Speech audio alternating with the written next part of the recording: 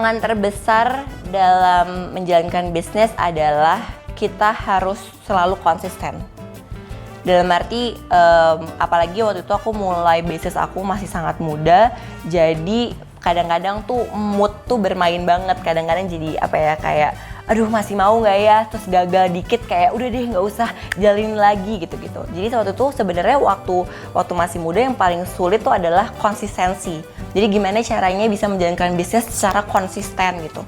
Nah apalagi aku juga masih kuliah saat itu, sempat masih SMA juga. Jadi konsistensi itu yang agak sulit menurut aku. Karena sebenarnya kalau misalkan kita mau bikin bisnis, kita tuh harus konsisten dan kita tuh harus fokus banget gitu.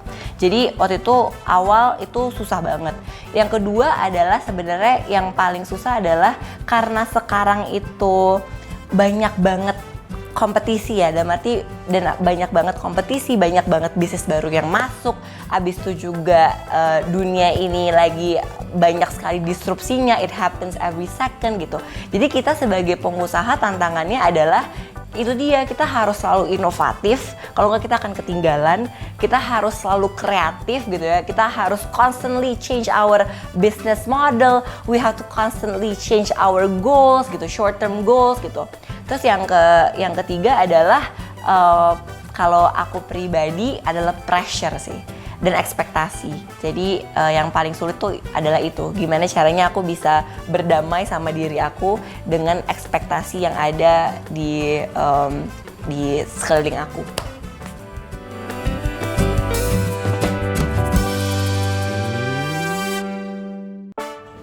Sukses menurut aku sama sih sebenarnya. Sukses menurut aku bisa berkontribusi untuk banyak orang dan bermanfaat untuk banyak orang.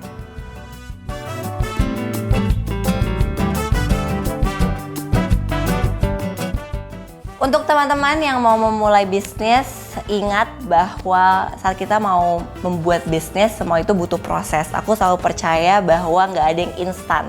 Nah, mulai dari mana? Mulainya adalah dari niat. Karena aku selalu percaya bahwa kalau kita udah punya niat baik untuk memulai sesuatu, pasti akan ada jalannya. Kedua adalah jangan mudah menyerah, karena percaya sama aku, pasti prosesnya nggak selalu gampang, pasti bakal ada ups and downs-nya, pasti bakal ada kegagalan. Nah, saat kamu merasakan kegagalan itu, kamu harus ingat apa sih waktu itu kenapa kamu mulai bisnis ini gitu. Jadi kamu selalu harus ingat saat kamu gagal, kamu ingat lagi nih, kenapa kamu mulai bisnis, apa triggernya, apa goalnya gitu. Nah biasanya itu yang membuat kamu semangat lagi. Dan selalu ingat bahwa kegagalan itu adalah pelajaran yang sangat luar biasa. Dari kegagalan itu kamu bisa menjadi pengusaha yang lebih baik lagi. Tapi kalau kamu udah gagal A, besok jangan gagal A lagi, gagalnya B, habis itu gagalnya C, habis itu gagalnya D. Jadi belajar dari setiap kegagalan gitu. Dan ingat bahwa semuanya ada prosesnya dan gak ada yang instan gitu. Terus habis itu yang penting lagi adalah kamu harus tahu nih kamu bisanya apa, dalam arti what's your special skill gitu. Apa yang kamu passionate about, apa yang kamu bagus di bidang itu, di bidang tersebut gitu. Nah, itu yang harus kamu explore. Dan ingat bahwa it's okay if you need help. Aku merasa bahwa aku sekarang bisa berada di sini karena tim yang sangat luar biasa gitu. Jadi dengan mempunyai tim yang luar biasa yang kamu bisa percaya, bisnis kamu akan menjadi bisnis yang luar biasa gitu sih. Jadi yang kalau aku bisa wrap up, pertama adalah niat, kedua adalah harus kerja keras, harus mencintai prosesnya, jangan takut gagal, belajar dari kegagalan, dan keep going. Dan kalau misalkan kalian baru banget mulai, jangan banyak mikir. Dalam arti jangan banyak mikir kayak, aduh kalau ini gimana ya, kalau ini gimana ya. Cemplungin dulu aja, nanti dari situ kamu pasti bisa belajar banyak hal dari proses tersebut.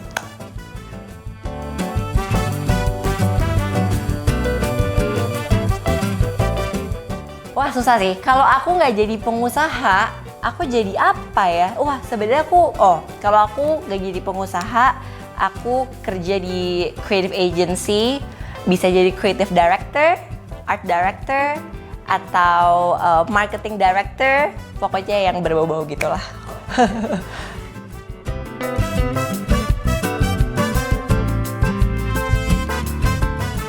Duh, tambah sibuk sih sebenarnya kalau bisa nge-cloning ya, pengen banget bisa.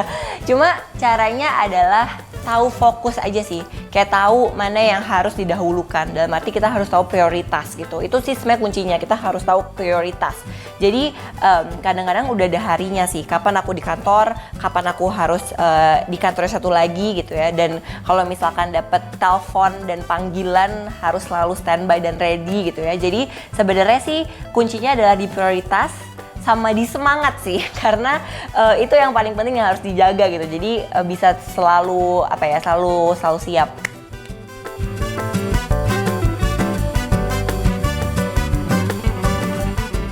Kehilangan masa muda mungkin udah kali ya. Dalam arti aku dari dulu dari umur 15 tahun nggak banyak main juga kan, udah kerja terus gitu. Jadi tapi aku tidak merasa kenapa-napa gitu, karena memang ini yang aku pilih, memang ini yang aku jalani dan aku sangat bersyukur dan seneng ngejalaninya.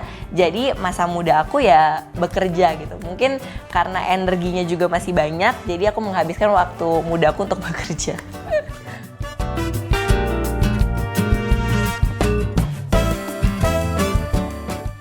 Ya, sebenarnya kalau belum melek teknologi ada beberapa, berarti ini kalau pengusaha nggak melek teknologi kan ya.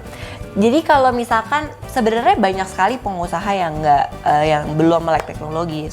Contohnya ya UMKM juga banyak yang belum go digital gitu. Cuma mereka masih bisa survive karena kreativitas mereka.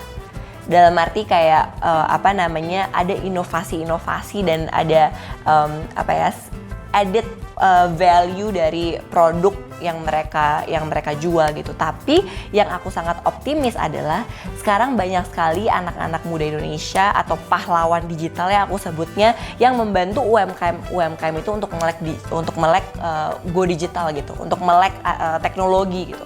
Kayak misalkan ada Titipku yang ngebantuin embok-embok di pasar untuk bisa melek teknologi, yang ngebantuin mereka untuk survive waktu masa pandemi gitu ya. Ada Wahyu yang membantu warteg untuk bisa go digital. Jadi banyak sekali inovasi-inovasi dari anak-anak muda Indonesia yang membantu UMKM untuk go digital gitu. Jadi aku sangat optimis sih, karena sekarang banyak sekali anak-anak muda Indonesia, pengusaha yang peduli, yang membantu UMKM yang belum melek teknologi.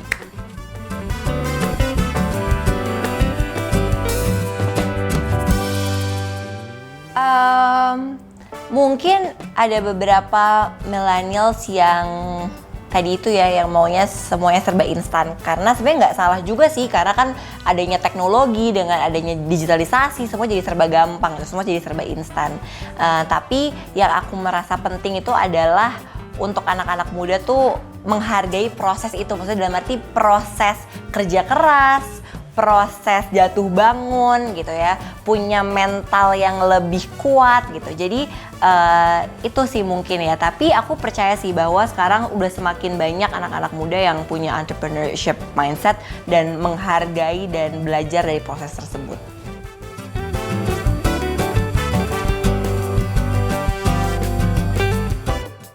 Wah, nggak kehitung mas, kalau ditanya udah berapa kali gagal, nggak kehitung dan lupa dan nggak mau diinget-inget.